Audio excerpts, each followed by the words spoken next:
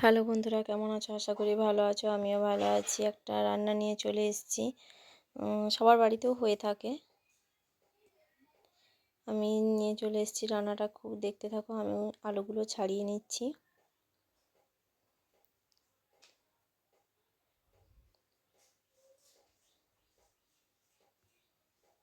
ছোট ছোট আলু তো, তার জন্য একটু ছাড়াতে একটু সময় লাগবে।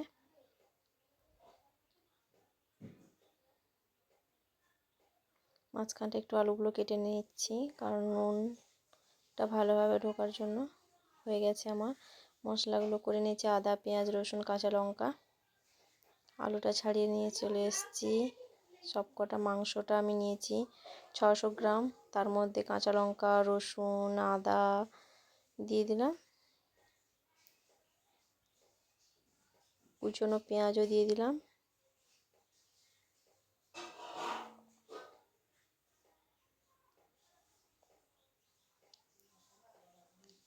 এবার আমি দইটা দিয়ে দিচ্ছি। দইটা দিলে মাংসটা না খেতে খুব ভালো লাগে। প্রয়োজন মতো আমি হলুদটা দিয়ে দিলাম। ম্যাগি মশলাটা ছিল সেটাও দিয়ে দিলাম। ওপর থেকে কাস্তুরি মেথি পাতাটা দিয়ে দিচ্ছি।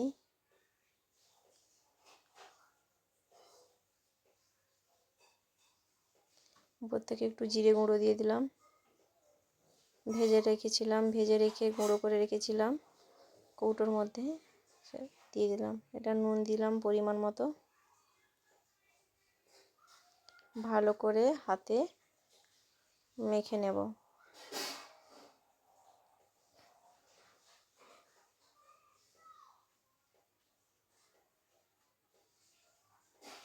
কড়াইটার মধ্যে তেল দিয়ে তেলটা গরম হতে আমি আলুগুলো দিয়ে দিলাম, ঢাকনটা চাপিয়ে, কারণ আলুটা তাড়াতাড়ি সেদ্ধ হয়ে যাবে।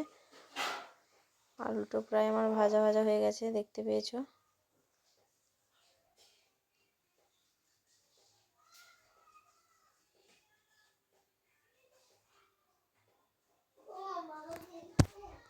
কড়াইটার মধ্যে তেলটা দিয়ে দিচ্ছি। ভেজে রাখা আলুটাও মাংসের মধ্যে রেখে দিলাম। হাতে যে মেখে রেখেছিলাম, কড়াইতে একটুখানি তেল আছে, সর্ষে তেলটা দিয়ে দিয়েছি। দিয়ে দেওয়ার পর আমি একটু ফোড়ন দিয়ে দিয়েছিলাম: এলাচ, লবঙ্গ, দারুচিনি, সাদা জিরে। এটা একটু স্কিপ করে গেছি, কারণ ছেলেটা দুষ্টুমি করছিল, অফ করে দিয়েছিল, দেখাতে পারিনি।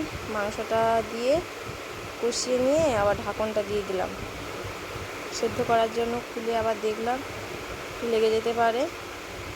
আবারও ঢাকন চাপিয়ে দেখলাম যে মাংস থেকে তেল ছাড়তে বের করে দিয়েছে। তেলটা ছেড়েছে, কেমনভাবে লাল লাল লাগছে।